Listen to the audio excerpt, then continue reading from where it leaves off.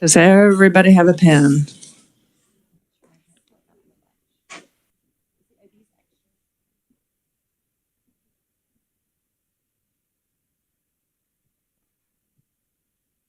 So let's go ahead, and anyone that wants one in the public that's here can get one. So Tamara or JG, who is going to present? Oh, okay, Nick. Our third.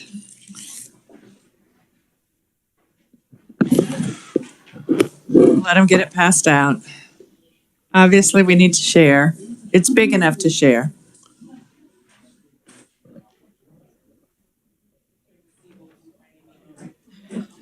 Oh, thank you. Okay, if we can quiet down, then we'll have Nick go ahead and start explaining the spreadsheet. Thank you, Nick. Yes, thank you, Madam Chair. Committee members, the bill as it passed out of the Senate was Senate Bill 83, as amended by House Committee or Senate Committee of the Whole. So that was the tax credit scholarship program amendments. It amended the tax credit scholarship program to provide additional eligibility for eligible students.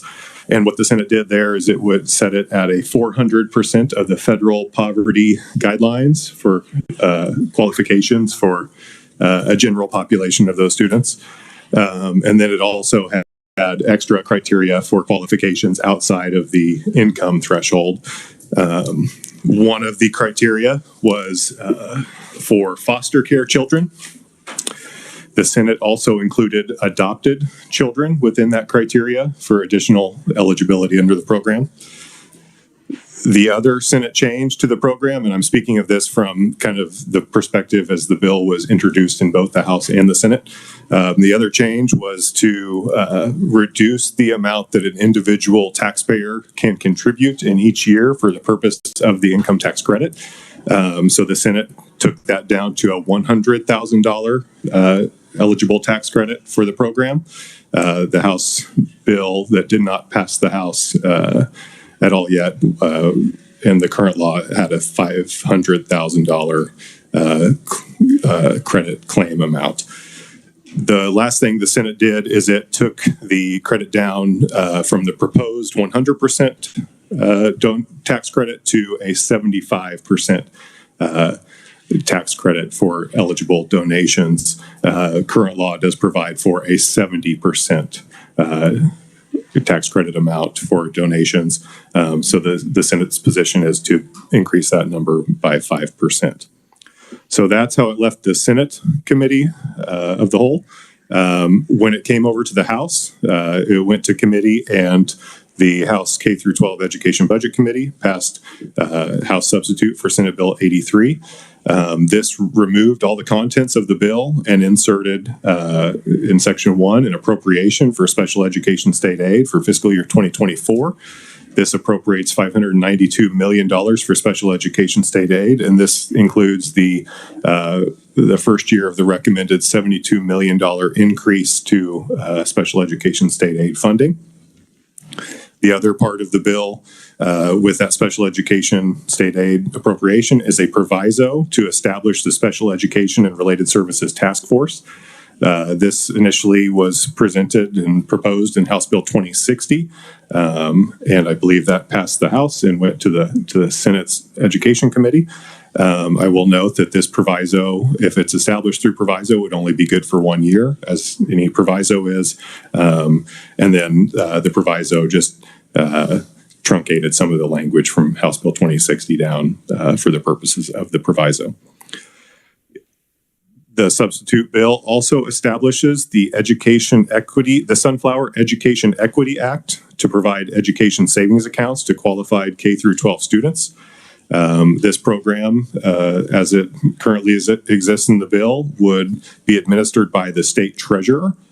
And then any qualified student meeting certain requirements under the program would receive an amount of 95% of the base aid amount into the student's education savings account in each year the student participates in the program. And the chart goes through the individual sections of the bill. Madam Chair, Tamara and I would be happy to answer questions or kind of cover specifics if necessary.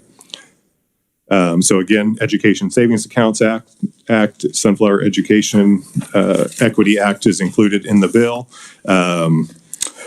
Section 15, after the ESA program is in the bill, Section 15 requires school districts to provide a teacher salary increase to every licensed teacher within their school district. The amount of this salary increase is essentially provided based on the inflationary increase that will occur to the base aid amount in the following school year. So half of that inflationary increase amount that goes to the school finance fund would be used to provide the teacher salary increase. So essentially the amount of that increase, half of the amount of the total increase divided by the total number of licensed teachers amongst all school districts, it would be the amount provided for teacher salary increases under the provisions of House Substitute for Senate Bill 83. We'd be happy to answer any questions on that as well. Finally, in Section 17, it amends the definitions of the KESA, the Kansas School Equity and Enhancement Act, to provide that any school that has a high school that is designated as a 1A or 2A high school by the Kansas State High School Activities Association can use a different enrollment count. So they can use an enrollment count that looks back at the preceding 4 years. So they can use the preceding year, second preceding year, third preceding year, or fourth preceding school year, whichever one is higher, to determine their enrollment under the school finance formula. And currently, school districts essentially get to choose between the preceding year and second preceding year. So this would open up to 2 more years under that proposal. And Madam Chairs, we'd be happy to answer any questions. Any members, do you have any questions?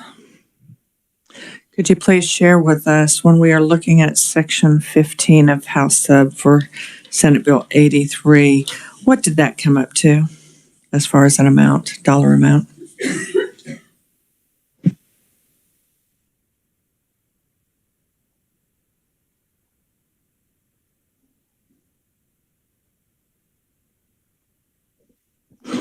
Madam Chair, the estimates that we have that our office did indicated that the total increase because of the base aid increase would be about 174.8 million. So if we divided that by 2, that'd get us about 87.4 million. And then if we divide that by the number of teachers, it would indicate a total increase of between 2,400 and 2,500 per teacher, somewhere in that neighborhood, depending on the number of licensed teachers. Okay, thank you. And when we look at Section 17, so 1 and 2A schools are going to be less than or equal to roughly about 180 students. What would that amount be if we extended that look back for 4 years?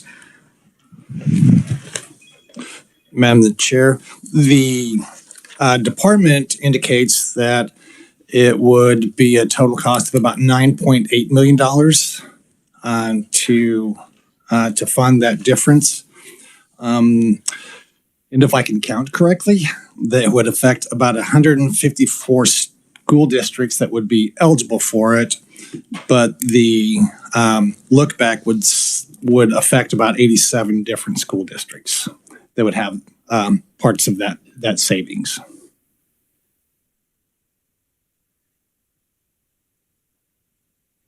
Thank you. Committee, any questions at this point? I'm not seeing any. So at this time, I'll call on the chair of the House Committee. Did you want to make any statements? Thank you, Madam Chair. At this time, we will just wait upon a response from the Senate Conference Committee. Thank you.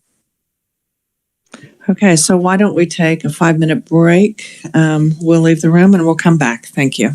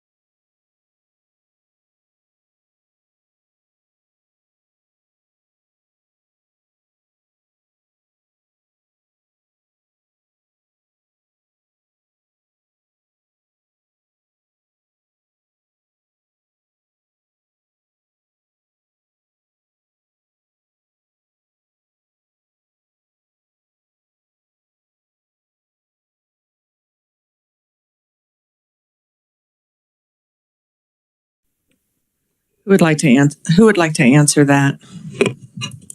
So I'll get started, and then Tamara will chime in if needs any clarification or anything like that. But the reference on page 7 to referring back to the definition of section 2, subsection B, paragraph 8, and then subparagraph capital B refers to preschool students who would be eligible to have an account established under the program.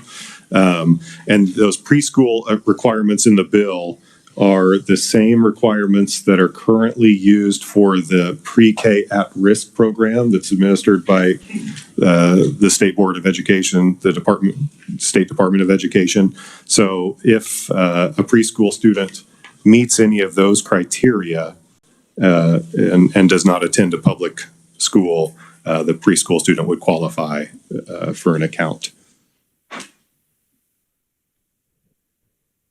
Okay, so yes, a follow-up. So what I'm reading is, so the 2B, 8B provision,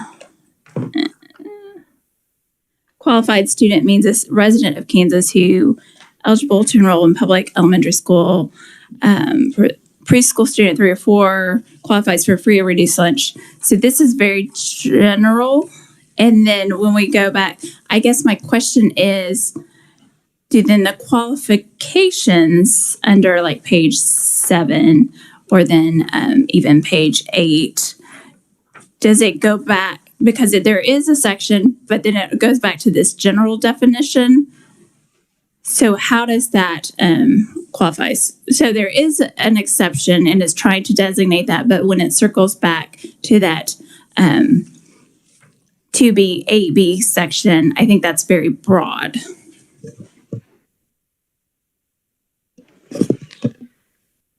So section 2B8B includes everything that starts on line 29 of page 3. So that includes, so the student not only has to be a preschool student aged 3 or 4, but they also have to meet one of those criteria that is listed there at the bottom half of page 3. And the reference later on is just is a revisor shorthand, I guess, a way of saying, hey, it's not just any preschool student, it's a preschool student who meets one of those requirements that's listed on page 3. Yes, if I may, Madam Chair. So then my question, I think, going back, so qualified student means, so for A, eligible to enroll in public elementary or secondary school in this state, and then there's an or. So would that be any student in our state?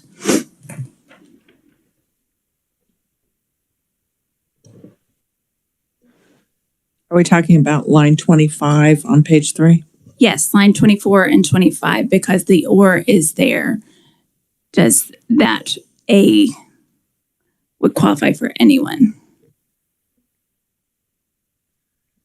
So under subsection A, a qualified student would mean a resident of the state who is eligible to enroll in public elementary or secondary school that is in this state.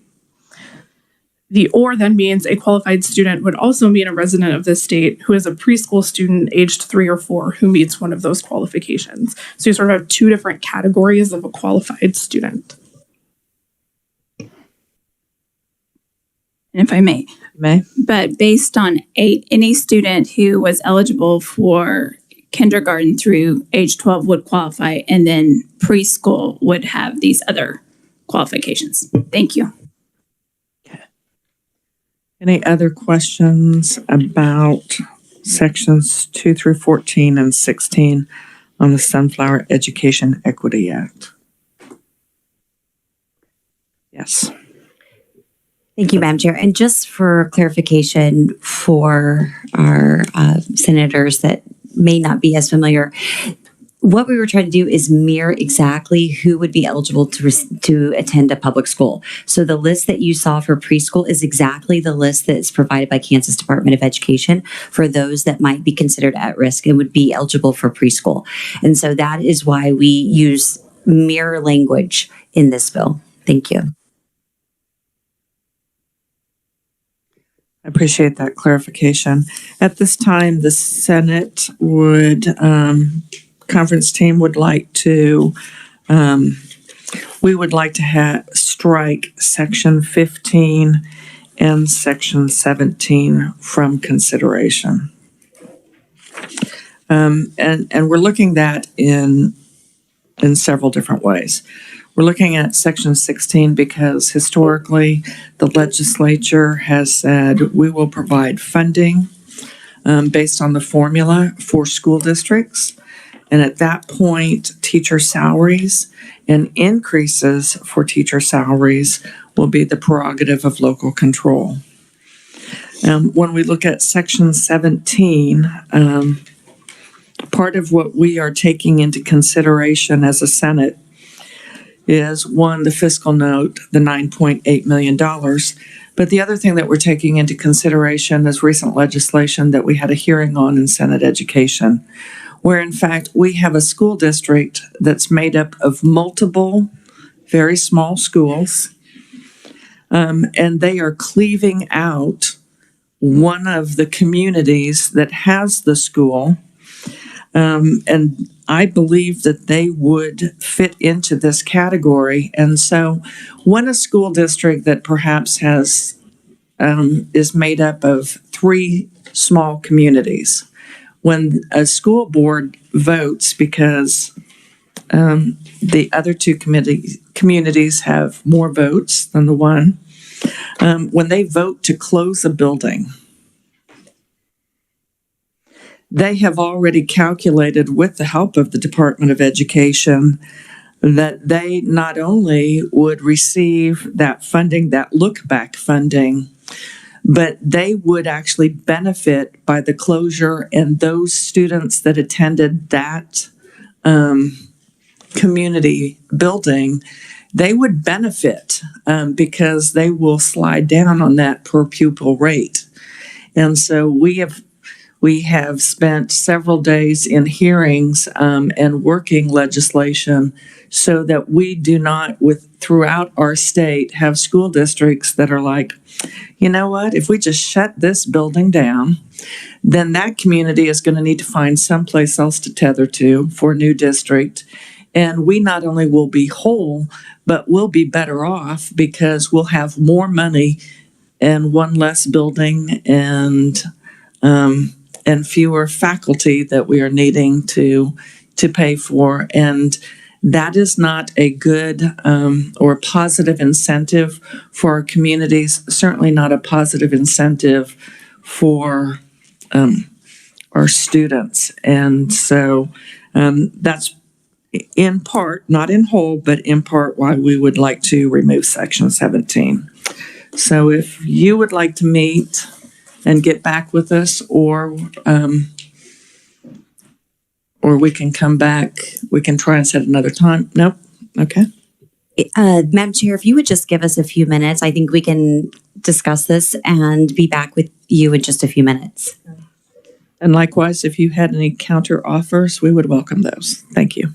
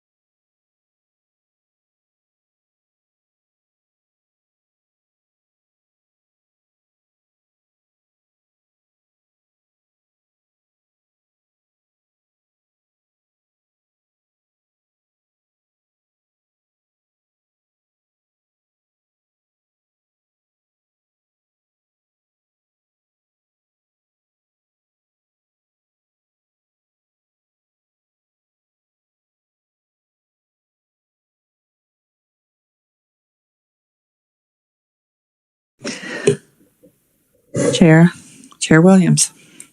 All right, thank you, Madam Chair. So if we accept your offer, are we finished? Yeah. Okay. Well, we can be finished for this meeting time. Okay. We are not done. All right. You're right. Fair enough.